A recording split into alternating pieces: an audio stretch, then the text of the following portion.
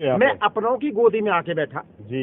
मैंने रात में ही बीजेपी की झंडी उतारी और बस ये अपनों मेरी आन शान मेरी देश। अरे हमने भी पक्का मन कर लिया है, ये सोच रहे कि महीने 2 महीने उठ जाएंगे, हम साल 2 साल भी ना उठे। इसी बात और पाक अधिकृत कश्मीर जो है उसे भी कब्जा लेंगे ना, तो वोट ना मिलेगा, नहीं मिलेगा।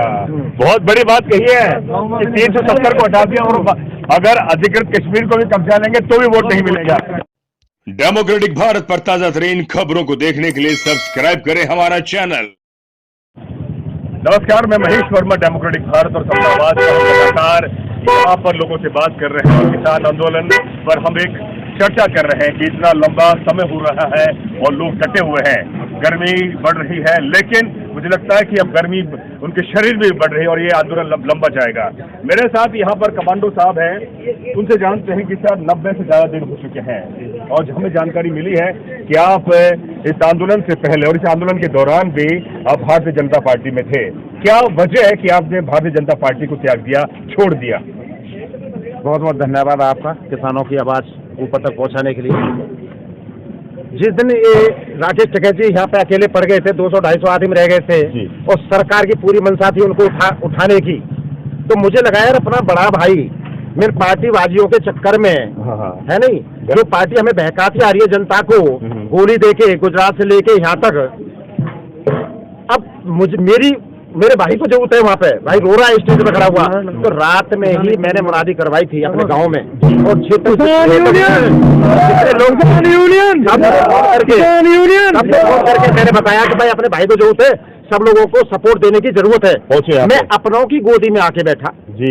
मैंने रात में ही बीजेपी की झंडी उतारी और बस ये अपनों मेरी आन शान मेरी देश की, मेरे जिगर में बसने वाला जिगर का टुकड़ा मेरा, मेरी जान, मेरा तिरंगा, ये लगा दिया मैंने रात में। आपने पूरे साल भर बिल्कुल, इसको शाम को उतारता हूँ दिन छिपने से पहले, सुबह दिन निकलने के बाद इसे लगाता हूँ इज्जत के साथ इसे, और अपने सराहने रखता हूँ इसके सोते हुए।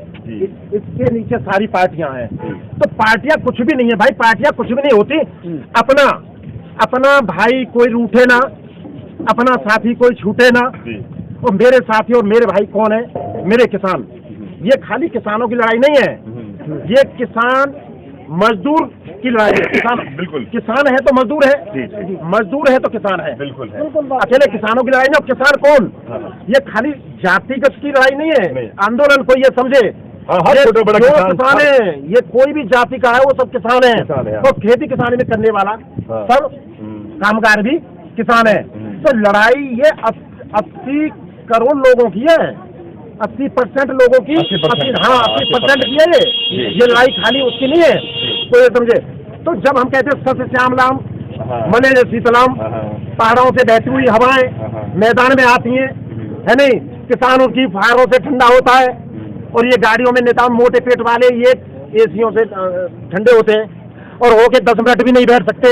और हमारा किसान पूरे दिन मेहनत करता है घुटनों के बल, और ये हमें इन्होंने पॉलिसी कर रखी है किसान उठ के भाग जाएंगे डर के। जो पूरे दिन किसान खेतों में घुटनों के बल लड़ाई करता है, उसको कैसे उठा सकते हैं? अरे हमने भी पक्का मन कर लिया है, ये सोच रहे हैं कि महीने 2 महीने उठ जाएंगे, हम साल 2 साल भी ना उठे। हम देखते हैं सरकार का अत्याचार, सरकार की हिटलरशाही बड़ी है या हमारी अपनी मेहनत बड़ी है?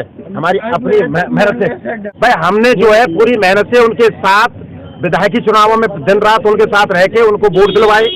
हमारे किसान नेता राकेश टिकैत जी ने भी वोट दिया था, है नहीं, उन्होंने भी दिया था। हमने समझा हम देश के विकास के लिए, देश की तरक्की, बड़ी उम्मीदें थी भाई। बेरोजगारी आप विश्वास क्यों नहीं है? हाँ बिल्कुल, जो इन्होंने मुद्दे बताए थे बेरोजगारी से लेके, चीन तो भाग गया, चीन तो डर के भाग गया चीन। पाकिस्तान सदर कांप रहा है भाई। मोदी और भाजपा कहते हैं कि पाकिस्तान सदर कांप रहा है, पाकिस्तान की हालत खराब हो गई है। अच्छा कहते हैं ना, ये तो टीवी पर मोदी पूरी तरह बोलते हैं, सब हवाबाजी है। मैं तो पाकिस्तान बॉर्डर पर रहा हूँ, मुझे पता है सारी हकीकत, उस समय क्या चल रहा था और इस समय क्या चल रहा है। ये इनके प्रोपगंडे ज्यादा होते हैं, ये दिखावा ज्यादा करते हैं, ये मेन मुद्दे को भटकाने के लिए। बेरोजगारी का सबसे बड़ा मुद्दा आज की तारीख में बिल्कुल है, रोजगार ही नहीं है लड़कों के पास। ऐसे से एक बनिया मिला मुझे, मैं चुनावों की तैयारी कर रहा हूँ, जिला पंचायत के सदस्य की तैयारी कर रहा हूँ। मैं एक गांव में गया, एक इंजीनियर एक छोटी सी दुकान लगा रखी है। मतलब पंडित जी क्या कर रहे हो? क्या भाई साहब क्या करूँ, जब से लॉकडाउन हुआ उससे मेरी नौकरी तो खतरा तो पहले था, और इससे दुकानदारी मेरी। अब मैंने एक छोटी सी दुकान कर ली है, किसकी? गुटखा और ये नमकीन, और इसकी दुकान खोले। मैंने इंजीनियर हो गए, ऐसी बातें कर रहे हो? बोले इस सरकार में और मैं क्या करूँ बताओ, क्या उम्मीद कर सकता हूँ इस सरकार से? ब्राह्मण आदमी जो कहते थे कि ब्राह्मणों की सरकार है, ये बनियों की सरकार है, ब्राह्मण ने बनियागिरी कर ली। इनकी तो छोड़ो, इनकी क्या बोलते हैं, किसानों की तो छोड़ो आप, वो परेशान है। तो सबसे बड़ी बेरोजगारी की समस्या, सबसे बड़ी इस मुद्दे पे इन्होंने बोला था कि इतने लोगों को हर साल 2 करोड़ को रोजगार मिलेगा। उल्टा 2 करोड़ उल्टा हो गया। हिंदू मुसलमान के नाम पर लगातार वो बात कर रहे हैं कि इस देश के अंदर हिंदू खतरे में है। जिस देश के अंदर 70% हिंदू हो और 10-15% मुसलमान हो, क्या हिंदू खतरे में हो सकता है क्या? ना हिंदू आप तो खतरे में हो ना? ना हिंदू खतरे में, ना मुसलमान खतरे में। जब हम फौजी होते हैं ना, हम एक थाली भी खाते हैं वहाँ। बिल्कुल खाते हैं। जब हम भर्ती होते हैं और वहाँ पहुँचते हैं, वरना हिंदू होता है, ना मुसलमान होता है, ना वहाँ कोई जाटा होता है, कोई नहीं होता, ना क्रिश्चियन होता है। एक थाली में भाई अफजल भाई इधर आना, वो कहता है भाई कमांडो भाई इधर आना, लो भाई बहुत बढ़िया चावल दाल बनी है, देख कितने टेस्टी बनी है, सब एक में लग जाते हैं हम। जैसे ही हम वहाँ से बॉर्डर से यहाँ आते, हमें बताया जाता है ये कांग्रेस के लोग हैं, ये उसको सपोर्ट करते हैं, बीजेपी के लोग ये इनको सपोर्ट करते हैं, और इनके पास नहीं बैठना, इनके ये नहीं करना। वहाँ से आते ही हम पार्टियों में बढ़ जाते हैं। तो हमारी आंख खुल चुकी है, हम न पार्टियों में बैठना है, न किसी धर्म में बैठना है, हमें भाईचारा जिंदाबाद रखना है। भाईचारा हमारा सबसे ऊपर है। राम मंदिर के नाम पर लगातार चंदा मांगा जा रहा है घर घर जाकर, और कई ऐसी जगह टेंडर दिया करोड़ रुपए। हाँ, टेंडर दिया है और घर घर जाके चंदा मांगा जा रहा है। जहाँ आपके नेता और मुझे लगता है कि किसान नेता, उन्होंने साफ तौर पे कहा था कि जो मंदिर बना रहे हैं, मंदिर में पूजा कर रहे हैं, तो जो तथाकथित हमारी कम्युनिटी है उनकी तरफ से किसी भी तरह का कोई भंडारा नहीं हुआ, पिंडदान किया गया। और उस जयपुर में जो इनकी जो संस्था है ब्राह्मण महासभा, इन तमाम लोगों ने राकेश टिकैत क्या पिंडदान करने की बात कही है, किया है। तो क्या लगता है कि ये इस देश में मंदिर बना है या रोजगार, सुरक्षा, ये ज्यादा?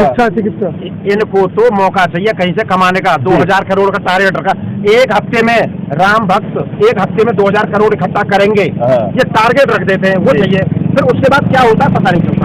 उसके बाद ऐसे कोरोना में हुआ, कोरोना में कम पैसा कमाया, उन्होंने उनमें यूनिवर्सिटियों में क्यों नहीं लगाते, मेडिकल कॉलेजों में क्यों नहीं लगाते उन पैसों को? उसके इकट्ठा करते वक्त तो इतनी आंधी चलती है, इन्होंने इकट्ठा किया। मैंने भी दिया राम मंदिर के लिए, मैंने भी दिया। मस्जिद की बात आएगी मैं भी दूंगा, है नहीं? जब की बात आएगी मैं भी दूंगा। धंधा बन गया, ठीक है? तो ये तो धंधा बन चुका खाते में भाई। अब की बात और पाक अधिकृत कश्मीर जो है उसे भी कब्जा लेंगे ना, तो वोट न मिलेगा, नहीं मिलेगा।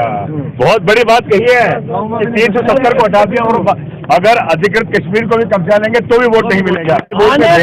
आने वाला जो मुद्दा है, ये जो आप कहने जा रहे हैं ना हिंदू मुस्लिम, यहाँ तो हिंदू मुस्लिम होने की नहीं, जाटों का आंदोलन होता तो इसमें आप ये बड़े बड़े चैनल वाले कह रहे हैं।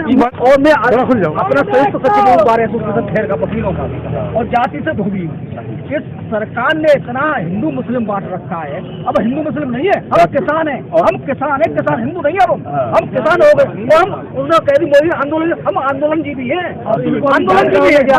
जो है फर्जी भी कहा है, फर्जी की उम्र इतनी सी होती है। अब इनके पास बच्चा क्या है, मतलब क्या करेंगे? इनके पास फेल हो चुके हैं, फर्जी भी आप ही होने जा रहे हैं। बस आप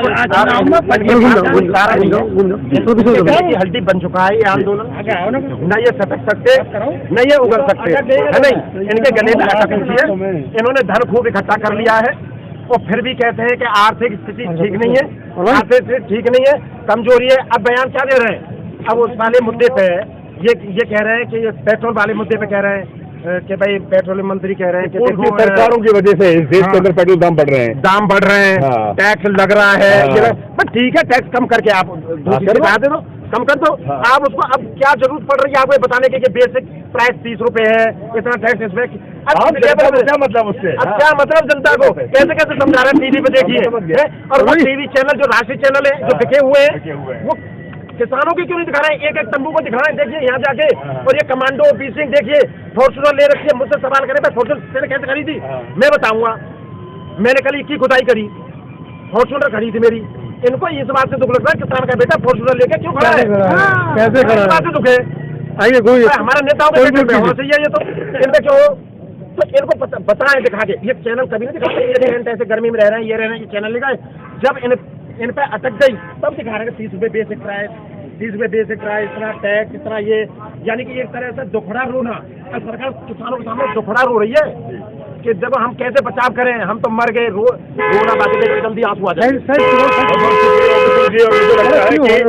ये आंदोलन लगातार 90 दिन से ज्यादा हो चुके हैं और मुझे लगता है कि अपनी लड़ाई को ये एक सुखद परिणाम की ओर लेकर जाएंगे। बहुत शुक्रिया, बहुत शुक्रिया। तो मैं महेश वर्मा, डेमोक्रेटिक भारत से, और आप देख सकते हैं कि अखिल भारतीय किसान मजदूर यूनियन का ये तंबू है और ऐसे हजारों तंबू, जहाँ भगत सिंह है, जहाँ पर बाबा साहब डॉक्टर भीमराव अम्बेडकर है, यहाँ गांधी है, तो तमाम लोग हैं। आप देखें कि ये, मैं आपको दिखाना चाहूंगा, ये वो किताब है जिससे आपको जीवन का दर्शन और यहाँ का संविधान, समानता, तमाम चीजें आपको ये जानकारी मिलती है। मुझे लगता है कि एक किताब क्या यहाँ पर पढ़कर बेचने के लिए थोड़ी है, बेचने के लिए आया, बिल्कुल पाठक को वैसे पैसा खर्च करना चाहिए।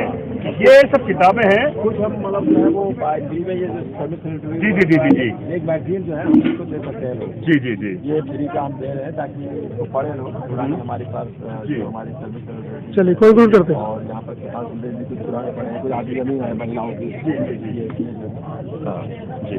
और उसमें एक हम जो है अभी नया एक हम लोगों ने इस आंदोलन पर जो है ये शर्मा जी का लिखा हुआ किसानों का दिल्ली पड़ाव है जी, इसको भी जो लेना चाहते हैं तो 20 रुपये का है। बिल्कुल एक सहायता होती है और मुझे लगता है हर पाठक को किताब खरीदनी चाहिए और खरीदने के बाद में जो पढ़ेगा तो उसे कुछ को एहसास होगा कि हाँ मैंने खरीद कर पढ़ी है। और आरएसएस का ये सब जानने के लिए अच्छा, आरएसएस का जो हिडन एजेंडा है जी, वो कैसे आरएसएस इस देश को किस ढंग से चलाना कर रही चाहती है और किस ढंग से चलाना चाहती है, उसकी जानकारी भी आप लोगों को मिल जाएगी। जी जी जी, ये तिरंगे का विरोध करने वाले लोग हैं, आपको जब पता है कि तिरंगा इन्होंने खुद जलाया है और आज तिरंगे का सबसे बड़े क्या कहते हैं हिमायती बन रहे हैं, तो बहुत बड़ा मजाक देश को करा रहे हैं। कहीं तिरंगे का मतलब नहीं फाड़ा गया, कहीं तिरंगे का वो नहीं हुआ है। संसद भवन पे तिरंगा जलाया इन लोगों ने। आप कहाँ से आए हैं साहब? यूपी से आए हैं, बिजनौर। चलिए ठीक, चलिए बहुत बहुत शुक्रिया। मैं चाहूंगा कि किताबों को पढ़ें और अपने अंदर एक समझ पैदा करें, आंदोलन के लिए ही नहीं और अपने जीवन के लिए। बहुत बहुत शुक्रिया।